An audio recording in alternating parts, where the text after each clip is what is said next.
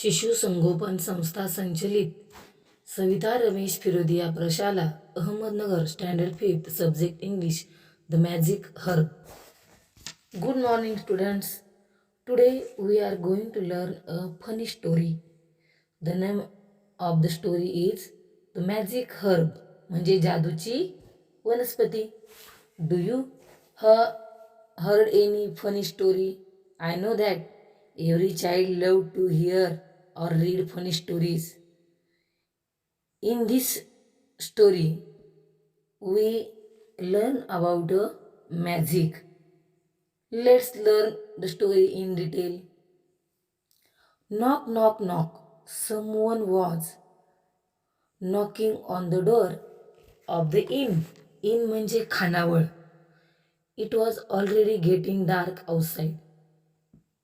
Who's there? The innkeeper called from within.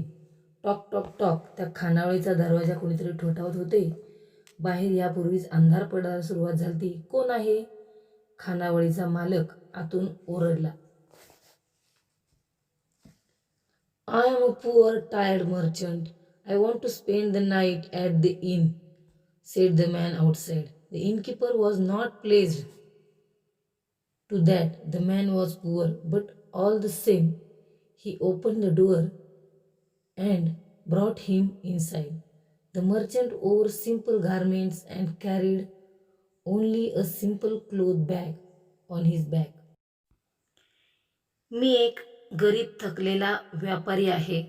मला आजची रात्र खानावळीत घालवायची आहे, तो बाहेर असलेला माणूस म्हणाला.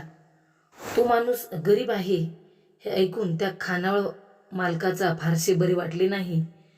तरीही त्याने दरवाजा उघडला आणि त्याला आत घेतले. त्या व्यापाऱ्याने साधे कपडे घातले होते आणि आपल्या पाठीवर फक्त एक साधी कापडाची थैली आणली होती. गारमेंट्स म्हणजे कपडे. I have spent a long, tiring day at the market. I don't have the energy to walk back to my village. Please prepare a simple dinner for me, requested the merchant. The innkeeper just nodded and went back to the kitchen.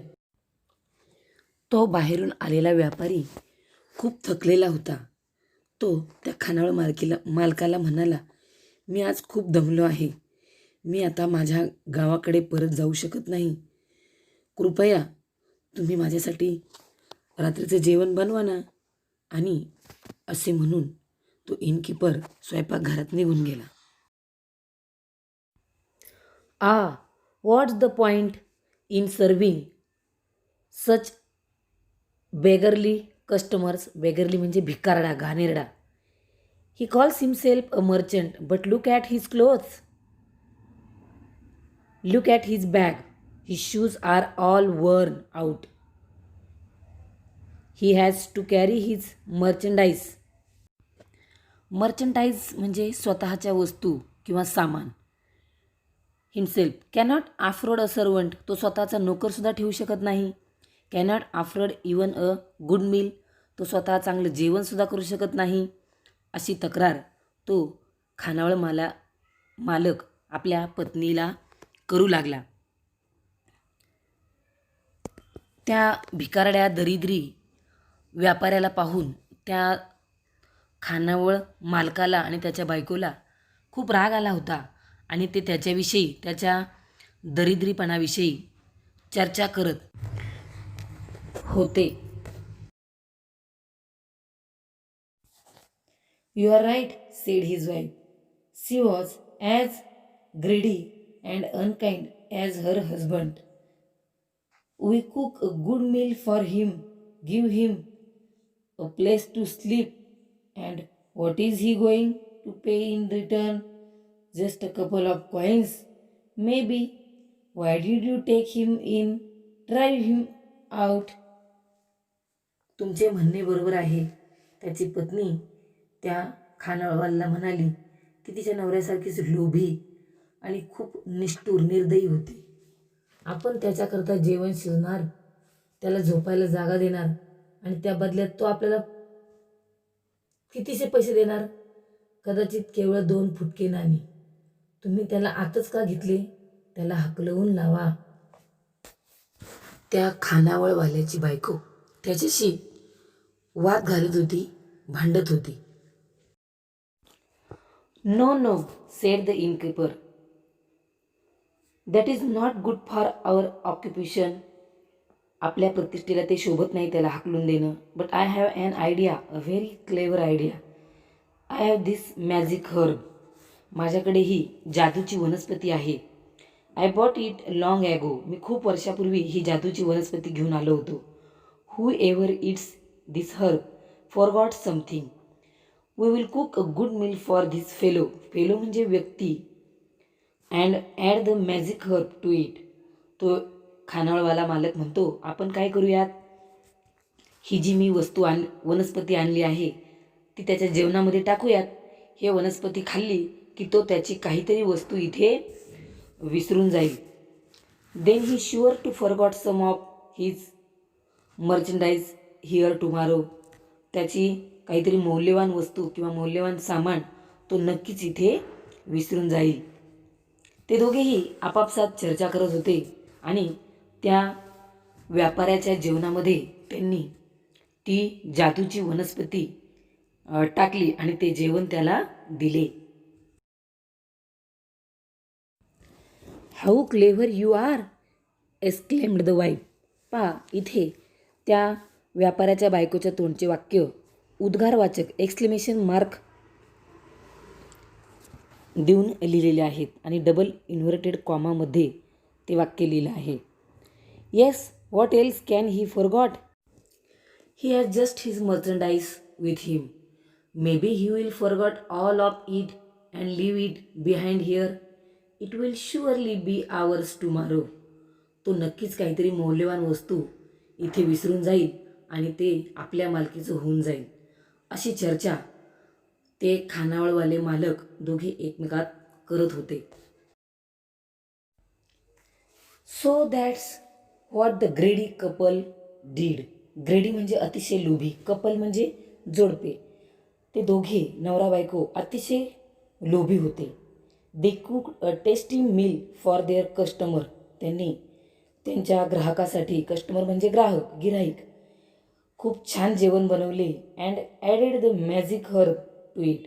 आणि त्या जेवणामध्ये ती जादूची वनस्पतीसुद्धा टाकली. The poor merchant did not suspect anything. He thanked the innkeeper for good meal and went to bed. त्या बिचाऱ्या व्यापाऱ्याला काहीही माहिती नव्हते. त्यांनी सुंदर जेवण बनवल्याबद्दल दोघांचे मनापासून आभार मानले आणि झोपी गेला. The next morning, as soon as the innkeeper and his wife woke up, they went to the merchant's room, but alas, the merchant was not there. The room was empty. दुसऱ्या दिवशी सकाळी इनकीपर आणि त्याची बायको दोघे त्या रूममध्ये गेले तर पाहतो तो काय, तिथे व्यापारी नव्हता. What is this? There's no one here. And where's the bag of merchandise? That too is gone. Let's check. The magic of the herb is quite strong. He must have forgotten something. He must have left something behind. The innkeeper searched in every nook and corner of the room, but he couldn't find anything. How come he forgot nothing? I can't believe it, said he. दुसऱ्या दिवशी सकाळी उठल्यानंतर त्यांनी पाहिले की तो व्यापारी त्याच्या खोलीत नव्हता.